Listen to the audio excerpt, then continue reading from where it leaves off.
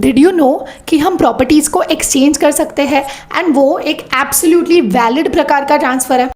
Transfer of property act में इसके अलावा भी 4 और ट्रांसफर्स की बात की है। तो चलिए आज जानते हैं types of transfer of property as per transfer of property act.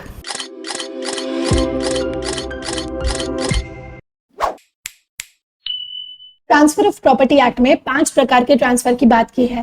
पहला है सेल, दूसरा है मॉर्गेज, तीसरा है लीज, चौथा है एक्सचेंज एंड पांचवा है गिफ्ट।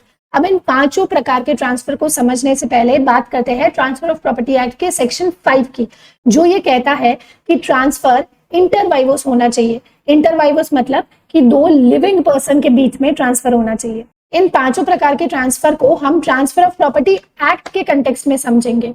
हालांकि जब ट्रांसफर ऑफ प्रॉपर्टी की बात आती है तो कहीं और एक्ट्स भी जुड़ जाते हैं, जैसे रजिस्ट्रेशन एक्ट या स्टैम्प ड्यूटी एक्ट, लेकिन यहाँ स्पेसिफिकली हम ट्रांसफर ऑफ प्रॉपर्टी एक्ट के कंटेक्स्ट में बात करेंगे। अब सबसे पहला है सेल ऑफ इमूवेबल प्रॉपर्टी, जो कि ट्रांसफर ऑफ प्रॉपर्टी एक्ट के सेक्शन 54 में दिया गया है। अब सेल ऑफ इमूवेबल प्रॉपर्टी का क्या मतलब है कि मैं अपना घर, अपनी जमीन या अपना ऑफिस किसी और को बेच रही हूँ। यहाँ इस प्रॉपर्टी का जो मेरा ओनरशिप राइट है वो मैं किसी और को ट्रांसफर कर रही हूँ। सेल एक प्रकार का एक्सचेंज है, जहां मैं प्रॉपर्टी के बदले में, प्रॉपर्टी के एक्सचेंज में मुझे पैसे मिल रहे हैं। इसी सेक्शन में कॉन्ट्रैक्ट फॉर सेल, जिसे हम कॉमनली अग्रीमेंट टू सेल की तरह जानते हैं, उसकी भी बात की गई है। अब अग्रीमेंट टू सेल का सिंपल मतलब है कि जो परचेजर पार्टी है और जो ओनर पार्टी है, उन दोनों के बीच में अग्रीमेंट होता है कि ये कंडीशंस फुलफिल होगी, या जब परचेजर पार्टी फुल पेमेंट कर देगी उसके बाद ये प्रॉपर्टी की ओनरशिप को ट्रांसफर किया जाएगा। यहाँ जजमेंट्स भी है और सेक्शन में भी लिखा है कि अग्रीमेंट टू सेल इटसेल्फ कोई इंटरेस्ट क्रिएट नहीं करता प्रॉपर्टी में। अब आते हैं मॉर्गेज पे। ये ट्रांसफर ऑफ प्रॉपर्टी एक्ट के सेक्शन 58 में दिया गया है। अगर इसे लेमन लैंग्वेज में कहूं तो मैं अपनी प्रॉपर्टी को एज अ कोलैटरल दे रही हूँ, गिरवी रख रही हूँ पैसे के लिए, लोन के लिए। यहाँ मैं प्रॉपर्टी के अंदर के इंटरेस्ट को ट्रांसफर कर रही हूँ, ना कि प्रॉपर्टी की ओनरशिप को। प्रॉपर्टी अभी भी मेरी है, प्रॉपर्टी अभी भी मेरे पास है, लेकिन अगर मैं पेमेंट नहीं कर पाई, लोन को नहीं चुकता कर पाई, तब जाके जिन्हें मैंने ये गिरवी दी है वो इस प्रॉपर्टी पे अपना हक जमा सकते हैं। इस एक्ट में 6 प्रकार के मॉर्गेजेस की बात की है। अब इन 6 प्रकार के मॉर्गेज को हम बेसिक टर्म में समझेंगे। हालांकि हर एक मॉर्गेज का अपना रूल्स होता है कि कैसे प्रॉपर्टी को रिकवर करना है, रिडेम्पशन, फोरक्लोजर वगैरह, लेकिन इधर हम सिर्फ बेसिक तरीके से समझेंगे। पहला है सिंपल मॉर्गेज, जहां मैं प्रॉपर्टी का पोजेशन तो डिलीवर नहीं करती, लेकिन मैं खुद को पर्सनली बाइंड करती हूँ कि अगर मैंने आपके लोन का रीपेमेंट मैं नहीं कर पाई। दूसरा है कंडीशनल सेल, जहां मैं अपनी प्रॉपर्टी को बेच देती हूँ मॉर्गेजी को, जिन्होंने मुझे लोन दिया, और इस शर्त पे कि अगर मैंने रीपेमेंट कर दिया लोन का तो ये जो सेल है हमारे बीच वो वॉइड हो जाएगा, लेकिन अगर मैं रीपे नहीं कर पाई तो ये जो सेल है वो एब्सोल्यूट हो जाएगा। तीसरा है यूसुफैक्टरी, जहां मैं प्रॉपर्टी का पोजेशन डिलीवर कर रही हूँ। चौथा है इंग्लिश मॉर्गेज, जहां मैं अपनी प्रॉपर्टी को ट्रांसफर कर रही हूँ मॉर्गेजी के नाम पे, इस प्रोवाइजो के साथ, कंडीशन के साथ कि अगर मैंने आपका रीपेमेंट कर दिया तो आप मुझे मेरी प्रॉपर्टी को रीट्रांसफर कर देंगे। एंड पांचवा है डिपॉजिट बाय टाइटल डीड्स, जो कॉमनली हम बैंक्स में देखते हैं। हम अपना रजिस्टर्ड सेल डीड और जो भी प्रॉपर्टी के डॉक्यूमेंट्स है वो बैंक में जमा करते हैं लोन के बदले। तो यहाँ डिपॉजिट ऑफ टाइटल डीड्स का मतलब है कि आप अपने टाइटल डीड्स, जो भी आपके डॉक्यूमेंट्स है, वो जमा करवाते हो और मॉर्गेज क्रिएट होता है। और आखिरी है एनोमलस, जो कि बेसिकली ये कहता है कि इन पांचों में से किसी भी प्रकार का जो मॉर्गेज नहीं है वो कहलाता है एनोमलस मॉर्गेज। अब आते हैं हम लीज पे, जो कि ट्रांसफर ऑफ प्रॉपर्टी एक्ट के सेक्शन 105 में दिया है। यहाँ बेसिकली मैं अपनी प्रॉपर्टी का पोजेशन किसी को ट्रांसफर कर रही हूँ टेम्पररीली, और उसके बदले मैं उनसे हर महीने या हर साल रेंट ले रही हूँ।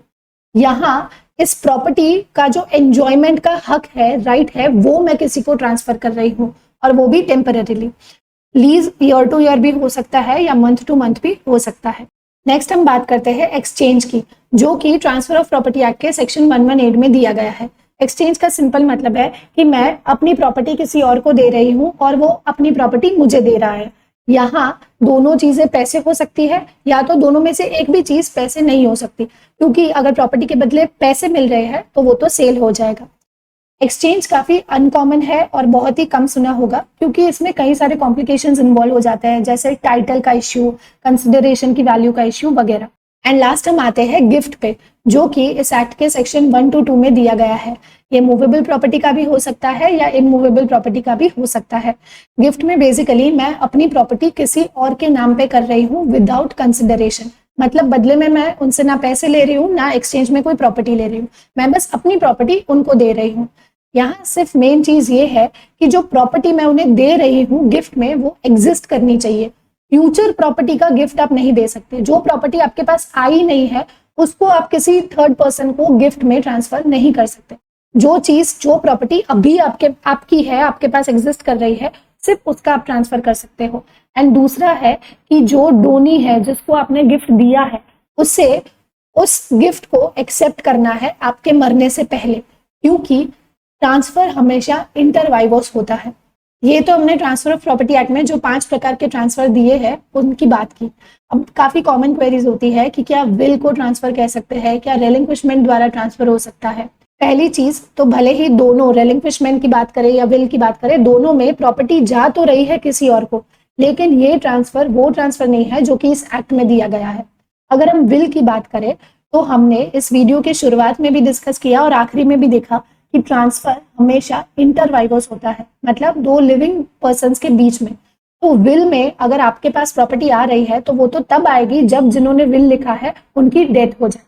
एंड दूसरा, अगर रेलिंक्विशमेंट की बात करें तो यहाँ 2 चीजें देखनी है। पहला तो ये कि आप अपना राइट कब रेलिंक्विश करेंगे, जब आपके पास वो राइट एग्जिस्ट कर रहा है। अगर आपके पास राइट है तब भी आप उसे छोड़ सकते हो।